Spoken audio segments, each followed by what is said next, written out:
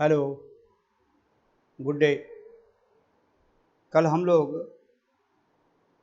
particle in a potential box or specifically electron in a potential box which is infinitely deep के बारे में discuss कर रहे थे और उसके लिए वेव फंक्शन को डिफाइन करने का प्रयास किया था। वेव फंक्शन जो हम लोगों को प्राप्त हुआ था वो अभी भी वेल डिफाइंड नहीं है। अभी भी उसमें एक अननोन कांस्टेंट की वैल्यू रह गई है, आर्बिट्रेरी कांस्टेंट है की, उसकी value still to be determine, अभी हम ज्ञात नहीं कर पाए। एक कांस्टेंट बी का प्रयोग किया था, बी की वैल्यू आपने देखा था 0 था, तो ए की वैल्यू फाइनाइट होनी चाहिए, कितनी होनी चाहिए ये हम जानते नहीं हैं, but it will B a constant quantity. जो एक्सप्रेशन हम लोगों ने वेव फंक्शन के लिए डेवलप किया है in terms of A, that is psi n, the wave function depending on the value of n, और इसकी वैल्यू आई है ए, वही arbitrary constant A sine n pi x by n.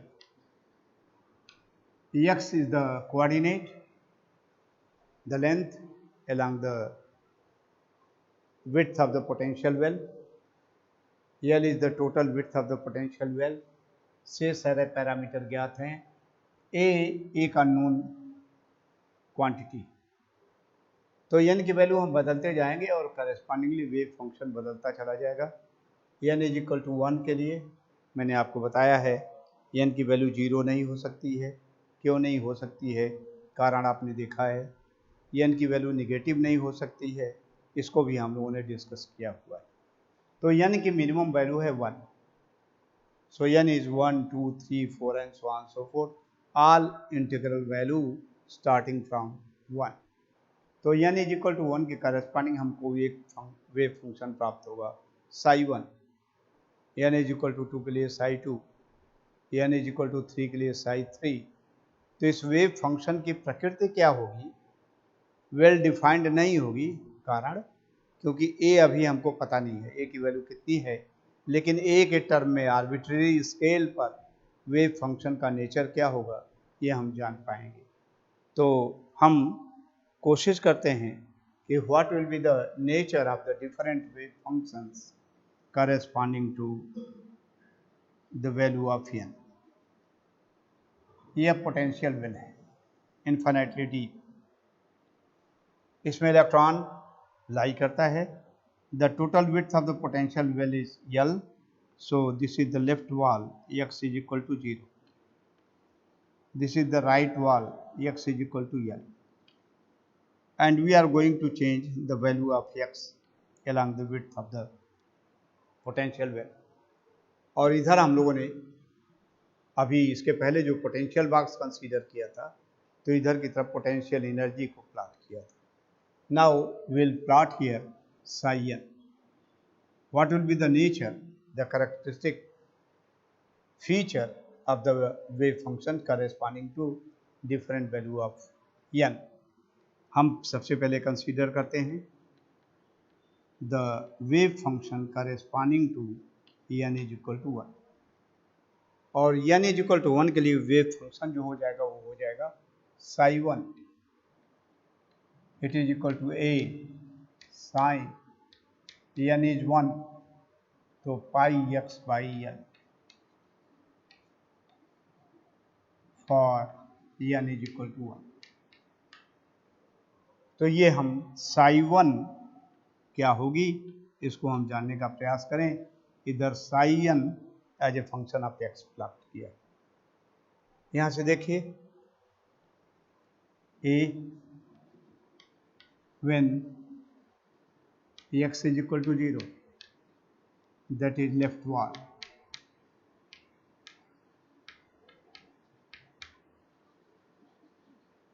x is equal to 0 के लिए argument 0 हो जाएगा, sign 0 0, इसलिए साई 1 की वैल्यू 0 होगी at x is equal to 0 at the left wall. b when x is equal to L, क्या इसका अर्थ हुआ? psi 1 is 0 at the left wall, x is equal to 0. psi 1 0 अर्थ होने का अर्थ ये है कि वेव फंक्शन एग्जिस्ट नहीं करेगा, और वेव फंक्शन एग्जिस्ट नहीं करेगा तो इसका मतलब इलेक्ट्रॉन होगा ही नहीं। तो लेफ्ट वॉल पे कभी इलेक्ट्रॉन होता नहीं है, जाता है, टकराता है, तुरंत लौट आता है। It will not stay at the left wall, it will be in the potential well in between left wall and the right wall. तो इसलिए लेफ्ट वॉल पे इसकी वैल्यू 0 है। Likewise when x is equal to L, that is कौन सा हो जाएगा, right wall, right wall. we will be getting the value for psi 2, psi 1, not psi 2, n is equal to 1। इसी psi 1 की value x is equal to L के लिए L रख दें तो L से कैंसिल करेगा, sin pi is again 0, so sin 0 0 into a is 0, so psi 1 is equal to again 0। तो psi 1 की वैल्यू लेफ्ट वॉल पे भी 0 होगा, राइट वॉल पे भी इसकी वैल्यू 0 ही आएगी। और इस 0 आने का अर्थ यह है कि electron will not lie either at the left wall और at the right wall, it will be lying in between left wall and right wall, potential box के अंदर कहीं न कहीं होगा। सी,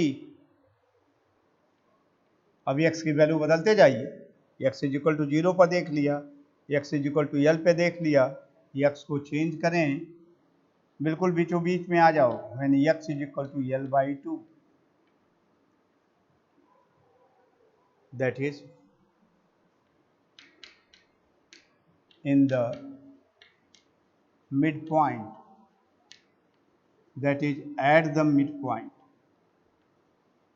एट द मिड पॉइंट, बिल्कुल बीचों बीच में क्या स्थित होगी, यहाँ पर, यहाँ 0 है, यहाँ 0 है, बिल्कुल बीचों बीच में क्या स्थित होगी, x is equal to L by 2 रख दें, L by 2, L cancel, it is pi by 2 and sin 90 is 1, so the value for psi 1 will be equal to a is arbitrary constant, तो ये कांस्टेंट क्वांटिटी ही आएगी, लेकिन a के term में psi 1 की value a के बराबर आएगी।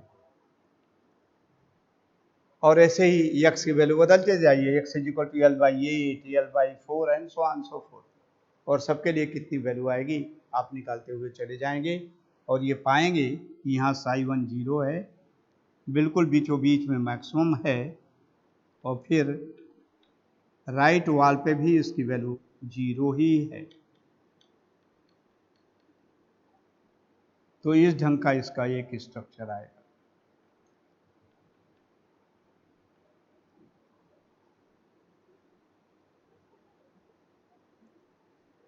This is the nature of psi 1. Psi 1, the wave function, its half cycle will come in picture. Positive half cycle will come in picture. x is equal to 0 से x is equal to L के बीच में ये स्थिति बनेगी।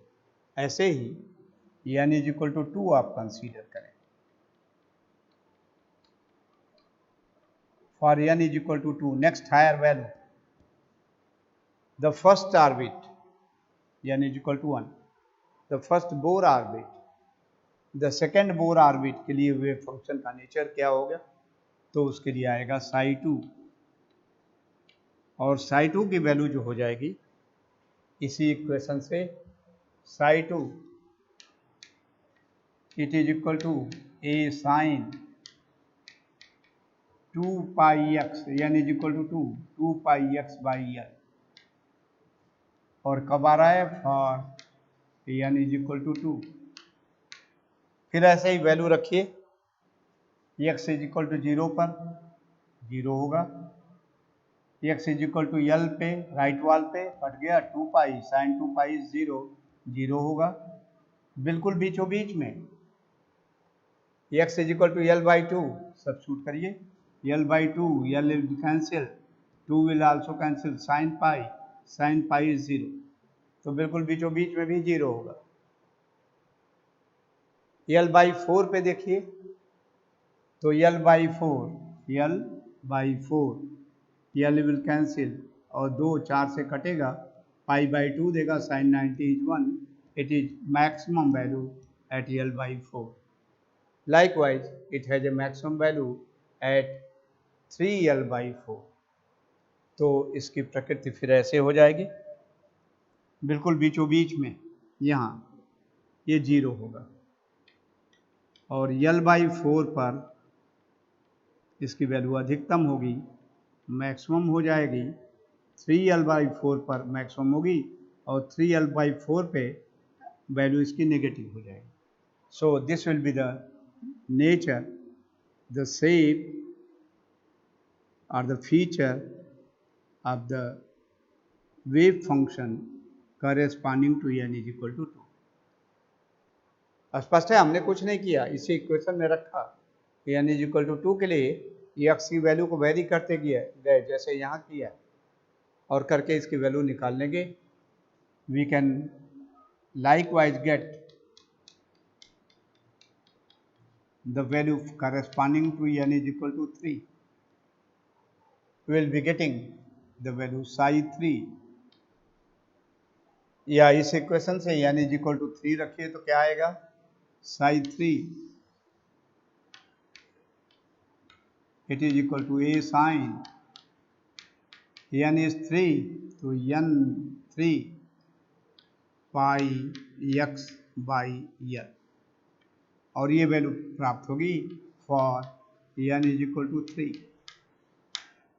x के different values के लिए इसकी कितनी वैल्यू आएगी इसको आप निकाल लें। फिर x is equal to 0, it is 0, x is equal to l, it is sin 3 pi and sin 3 pi is again 0, तो राइट वाल और लेफ्ट वाल दोनों पे इसकी वैल्यू 0 होगी, और भी कहीं 0 होगी क्या, तो x is equal to l by 3 निकाल लीजिए, l will cancel, 3 will cancel, it is sin pi is 0, l by 3 पर भी 0, 2l by 3 कर दीजिए इसकी value, x is equal to 2l by 3, 3 cancels, l cancel, it is 2 pi, sin 2 pi is 0, it will again be 0।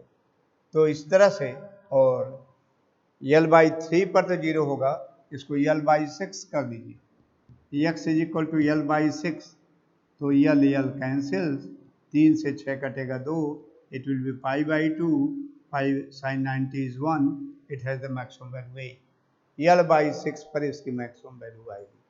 तो फिर इसको भी खींच लीजिए, अब इसको हम 3 हिस्सों में बांटेंगे, this is one part, this is the second part, थोड़ा छोटा हो गया, इसको इधर कर देते हैं, इंच पटरी से करोगे स्केल से नाप करके तो अच्छी फिगर बन जाएगी। psi 3 is 0 at left wall, psi 3 is 0 at right wall, l by 3 पर it will become 0, 2l by 3 पर it will become 0, it has a maximum value at l by 6। तो इसका देखिए नेचर ऐसा हो जाएगा।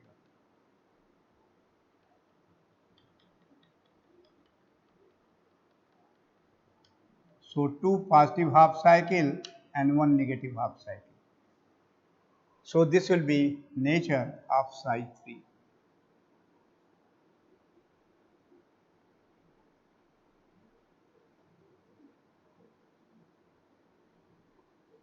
और ऐसे ही psi 4, psi 5, psi 6 corresponding to n is equal to 3, 4, 5, 6 ये खींचा जा सकता है। तो साई कैसे वेरी करेगा, साई का नेचर ऑफ वेरिएशन क्या होगा, ये शायद बिल्कुल बीचों बीच में नहीं हो रहा है, थोड़ा सा मुझे अटपटा लग रहा है, इसको मैं ऐसा खींच दूँ, अब शायद बीच में आ गया। तो साई का वेरिएशन x के साथ कैसा होगा वो इस तरह से इस डायग्राम से शो किया जा सकता है। Average value for the location of electron in the potential well क्या होगा, चाहे n इज इक्वल टू 1 पे रहे, चाहे n इज इक्वल टू 2 पर रहे, चाहे n इज इक्वल टू 3 पर रहे, probability of finding the electron at the location, और लोकेशन बदलेगा लेकिन एवरेज लोकेशन क्या होगा, तो एवरेज लोकेशन जब निकालना चाहें तो वह सदैव एक ही आएगा और इस तरह से आता है। एक टेबल हम बना लेते हैं।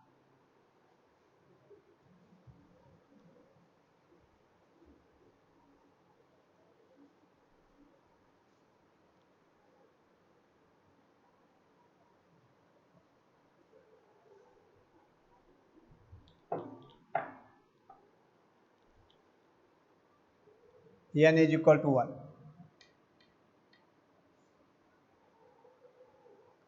मैक्सिमम कहाँ प्राप्त होता है, वो लोकेशन क्या है। तो n इज इक्वल टू 1 के लिए मिडिल पॉइंट पर x is equal to L/2 पर इट हैज मैक्सिमम वैल्यू, तो ज़्यादा पाए जाने की संभावना यहाँ पर है, बिल्कुल ठीक बीचों बीच में x is equal to L/2 पर, जहाँ पर उसकी वैल्यू मैक्सिमम आती है। So x is equal to L/2 पर मैक्सिमम वैल्यू इसकी होगी, और एक ही वैल्यू है जिस पर ये मैक्सिमम हो रहा है, x is equal to L/2 पर, तो एवरेज वैल्यू भी इसकी आ जाएगी। एवरेज को हम ऐसे लिख लें, अकेला वैल्यू है, कुछ जोड़ना नहीं है, डिवाइडेड बाई 1, तो इसकी वैल्यू आ जाएगी L/2। n is equal to 2 location के पॉइंट हैं इसके जहाँ इसकी वैल्यू मैक्सिमम आएगा, L/4 एंड 3L/4। आप कहेंगे ये निगेटिव होगा, तो निगेटिव लिखना चाहिए, लेकिन मैं इसलिए नहीं लिख रहा हूँ। Probability of finding the electron जो होता है साई का स्क्वायर होता है, साई n स्क्वायर होगा, तो इसका स्क्वायर करेंगे तो निगेटिव का भी पॉजिटिव ही हो जाएगा। तो इसलिए हम केवल इसका मैग्नीट्यूड कंसीडर कर रहे हैं, क्योंकि अल्टीमेटली प्रोबेबिलिटी निकालने के लिए इसको स्क्वायर करना पड़ेगा। तो देखिए लोकेशन कौन है जिस पर कि इसकी वैल्यू मैक्सिमम आएगी। n इज इक्वल टू 2 के लिए x is equal to L/4 and 3L/4। फिर मैं बता दूं, चूंकि मैग्नीट्यूड केवल कंसीडर कर रहा हूं जहां पर मैक्सिमम आएगा, इसको स्क्वायर करने आए तो ये दोनों पॉजिटिव हो ही जाएंगे। तो ये दो लोकेशन पॉइंट है जिस पर इसकी वैल्यू मैक्सिमम आएगी। एवरेज निकाल लो, तो x bar is equal to, दोनों को जोड़ेंगे या 2 से भाग दे देंगे, तो 4L/4 it is L divided by 2। यहाँ भी एवरेज वैल्यू L/2 ही आ गई। साई 2 पर भी n इज इक्वल टू 2 के लिए भी average location of the part के लिए just in the middle. n is equal to 3 भी आपने खींच रखा है।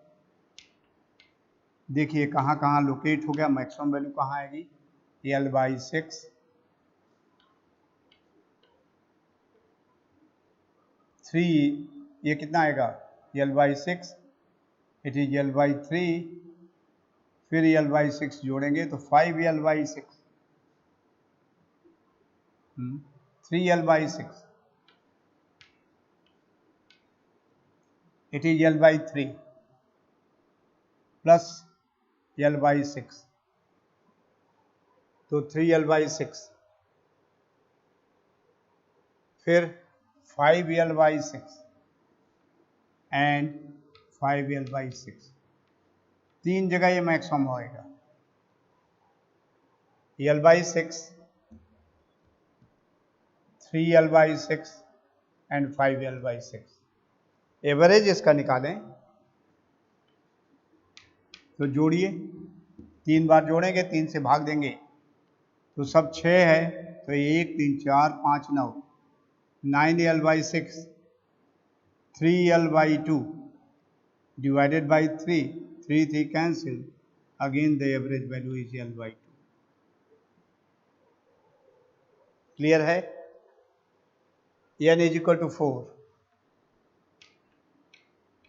मैंने कैरेक्टर खींचा नहीं है, लेकिन इससे आप असेस कर सकते हैं जो स्थिति बनी। ये आएगा L/4 है, तो L/3 पर यहाँ 0 था, L/4 पर 0 हो जाएगा, और L/4 के आधे पर मैक्सिमम आएगा L/8 पर। तो आप देखो कैसे लिखोगे, कहाँ कहाँ मैक्सिमम आएगा, x is equal to L by 8 is the first point. और देखिए यहीं से कर लीजिए, L 2 जोड़ दिया 3L, L 2 जोड़ा 3L, 5L and so on so forth.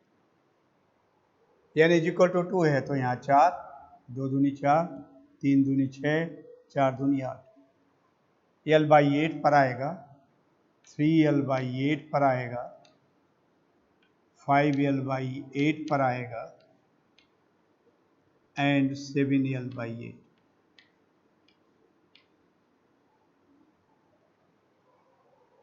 N is equal to 4 है तो L बाई 4 पर 0 हुआ यहाँ कहीं, और उसके ठीक आधे पर L बाई 8 पर मैक्सिमम आ जाएगा, और ऐसे वेव फंक्शन खींचा जा सकता है।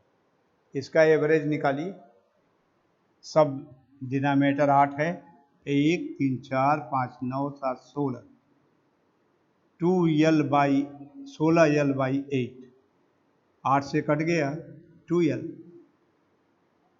ठीक, 1 3 4 5 9 7 16, 16L by 8, it is 2L, 8 दूनी 16, 2L divided by 4, L by 2.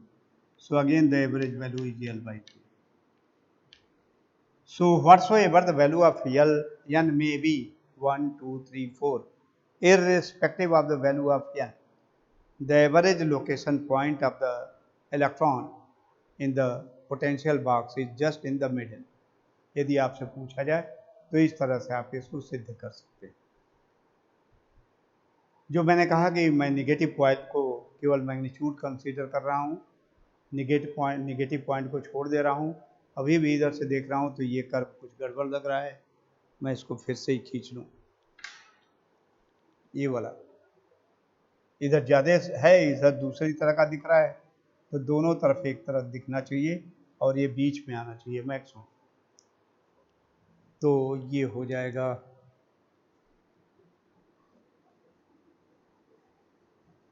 Probably like this one, ठीक।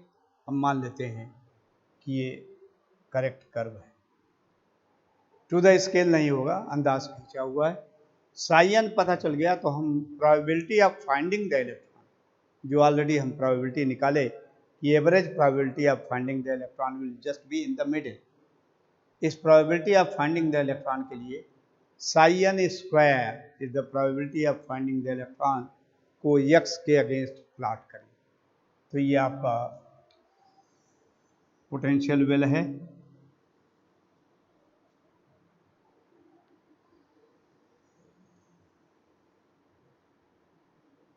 ये लेफ्ट वॉल है, ये राइट वॉल है, x is equal to 0, right wall की वैल्यू है x is equal to L। x को यहाँ प्लॉट कर रहे हो और यहाँ पर probability of finding the electron sine का होल स्क्वायर, जो probability of finding the electron के लिए यहाँ आपने निकाला है। इसमें देख लीजिए क्या स्थिति आएगी, n is equal to 1।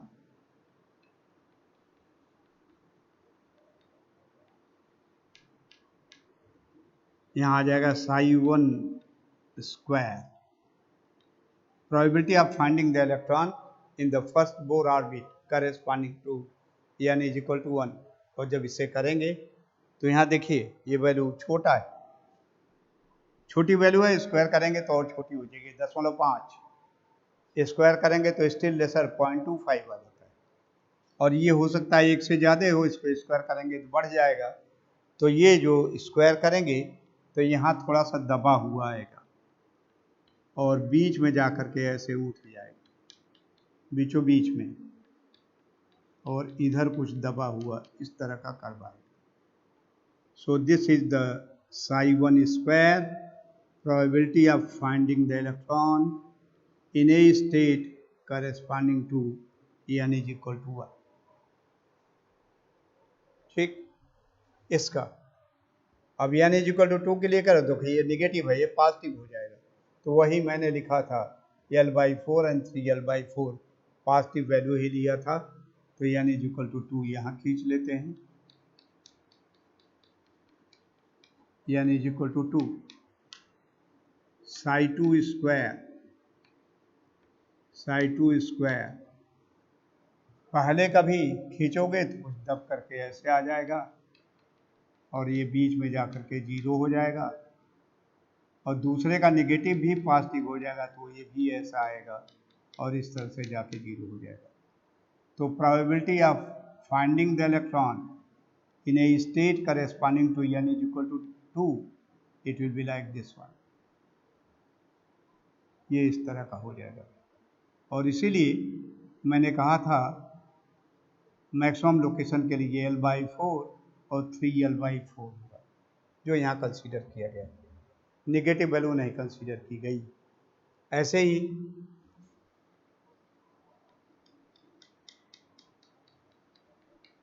n is equal to 3 के लिए psi3 square probability of finding the electron in the state corresponding to n is equal to 3। ये भी देखिए, ये भी नेगेटिव है, ये पॉजिटिव हो जाएगा, तो all the 3 half cycles will be positive, L/3, 2L/3 and 3L/3, ये कुछ कर्व इस तरह का आ जाएगा।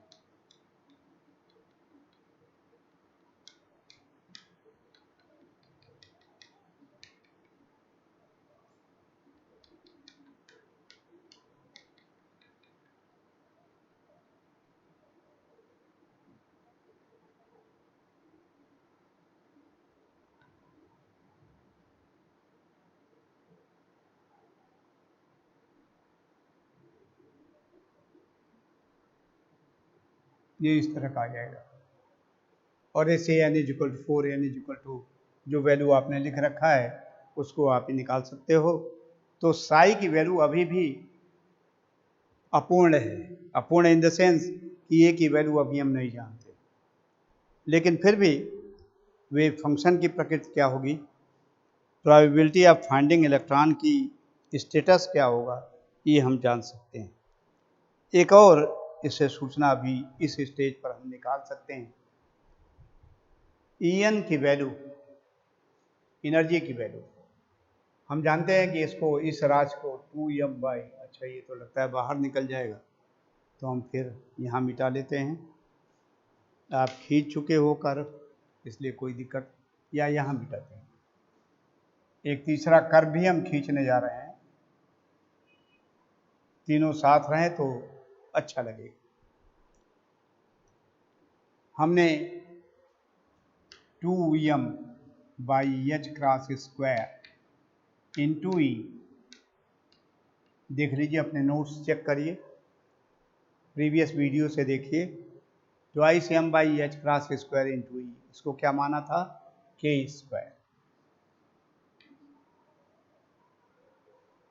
k की वैल्यू हमको मालूम है n/l, n/l is the value of k, तो रख दीजिए 2m/h क्रॉस स्क्वायर इंटू ई, और k की वैल्यू है n/l, और k स्क्वायर करना है तो n/l square, n/l square, k की वैल्यू आ गई। ठीक, थोड़ा सा और इसको मैथमेटिकली सॉल्व कर लीजिए। 2m, m is the mass of the electron, h cross square is h/2 pi, तो h स्क्वायर और 2 पाई का 4 पाई स्क्वायर न्यूमरेटर में चला गया। 2m, h cross square is h/2 pi, तो h स्क्वायर एंड 2 पाई का square here 4 pi square into E, this is equal to n square pi square l square, pi square will cancel, so E is equal to n square h square, n square h square by 8ml square, 8ml square. So the energy will be also a function of n. So this value can be written as En, energy in the nth state corresponding to a value of n, that will be equal to n square h square 8 ml square। हमने कुछ नहीं किया, वही ऊपर वाला ही expression है, इसके साथ सफिक्स n लगा दिया, because the energy value is depending on the value of n। n is equal to 1 कर दो तो E1, the first allowed energy state, n is equal to 2, it become 4, the second allowed energy state।